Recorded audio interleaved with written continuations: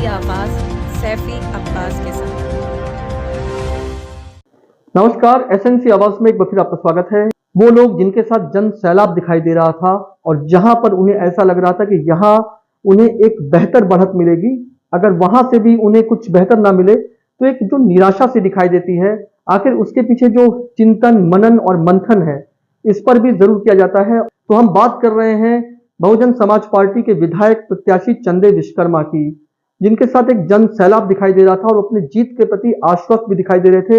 लेकिन उनका यह कहना है कि कुछ ऐसे वार्ड थे जहां पर उन्होंने काफी बेहतर तैयारियां की थी, लेकिन वहां से जो रिजल्ट आया है वो वाकई में चौंकाने वाला है।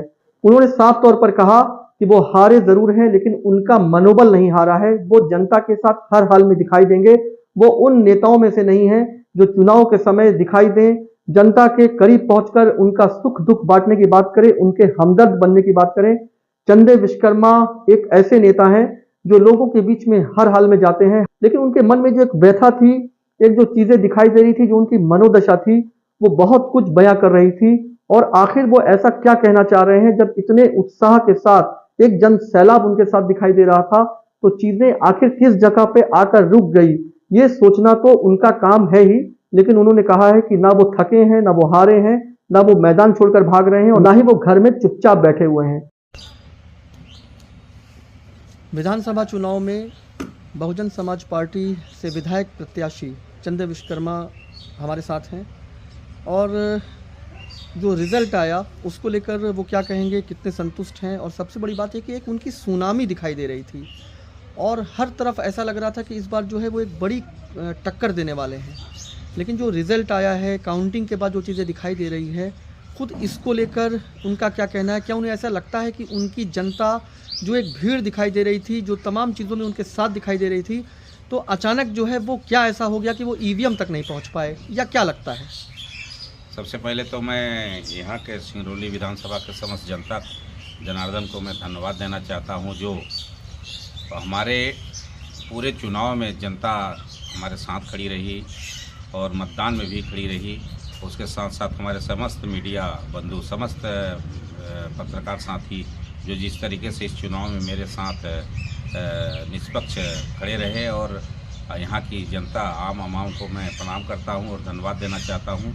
और मैं ये बता देना चाहता हूँ कि जो 80 विधानसभा सिंगरौली का चुनाव बसपा से मैं चुनाव लड़ा, शुरू से ही मेरे पक्ष में माहौल था और जनता का एक ऐसा लग रहा था कि पूरी सिंगरौली विधानसभा की अधिकतर जनता मेरे साथ है। लेकिन एक चीज़ मुझे आज भी समझ से परे है कि वार्ड में पोलिंग क्रमांक 8, उसमें एक साल से मेरे लड़के 20 लड़के करीब काम कर रहे थे, हर जात के, हर वर्ग के, और उसमें मुझे एक वोट मिला है। ये मुझे नहीं पच रहा। ये आप मोरवा की बात कर रहे हैं? ये मोरवा की बात कर रहे हैं। और जो पिछले चुनाव में बसपा के जो प्रत्याशी थे, जहां बसपा का एक गढ़ था, उसके साथ साथ अन्य जातियों का वोट क्लब हुआ मेरे साथ में, वहां मैं जहां सर्वाधिक वोट पाने वाले थे, वहां मैं सबसे बहुत कम वोट पाए हैं। और ये कैसे हुआ, क्यों हुआ, ये मैं नहीं जान सकता हूं, लेकिन इतना ज़रूर कहूँगा कि आज भी सिंगरौली की विधानसभा की जनता पूरे अभी भी चिंता में है कि ये रिजल्ट परिणाम कैसे आया और इतना बड़ा मार्जिन, इतना बड़ा अंतर कैसे आया। क्योंकि नगर निगम में 1,03,000 वोट पड़े थे, 1,03,000 में 52,000 भारतीय जनता पार्टी को प्रत्याशी को मिले हैं।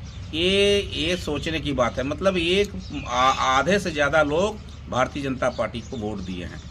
ये विचारणीय प्रश्न है और हम किसी के ऊपर आरोप नहीं लगाएंगे, लेकिन जनता के उस पच नहीं रही है ये जो रिजल्ट अभी आया है।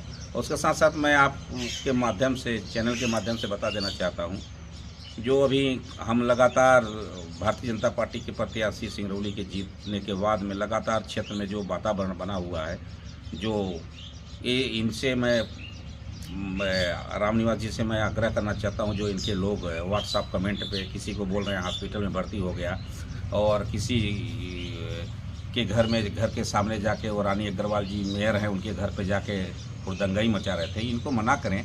यहाँ पे चुनाव ख़त्म हो चुका है और यहाँ पे राम लल्लू जी भी 3 बार जीते थे, रामचलित भी जीते थे, लेकिन ऐसा कभी नहीं हुआ।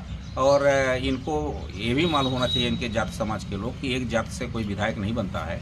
और अभी मैं कई ठो कमेंट अभी देखे, वो बोल रहे हैं कि कोई हॉस्पिटल पहुँच गया।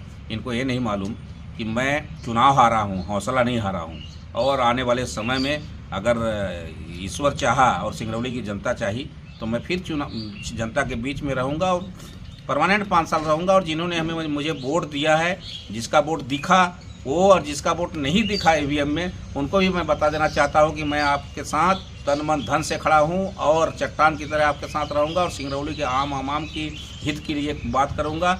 और जो भी सिंगरौली के आम आवाम का समस्या होगी, मेरे दरवाजे उनके लिए 24 घंटा खुले हैं, उसी तरीके से मैं खड़ा रहूँगा। और आने वाले समय में सिंगरौली अच्छा हो और सिंगरौली के लोग अच्छा रहें, मैं यही कहूँगा। और अभी ये कल मैं देख रहा था किसी रैली में पिस्टल चल रहा है।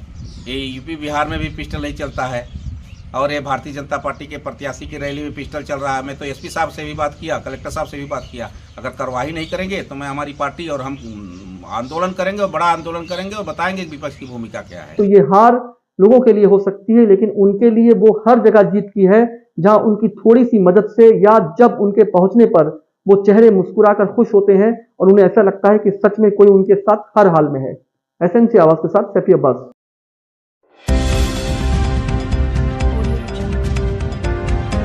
आप देख रहे हैं एसएनसी आवाज, सैफी अब्बास के साथ।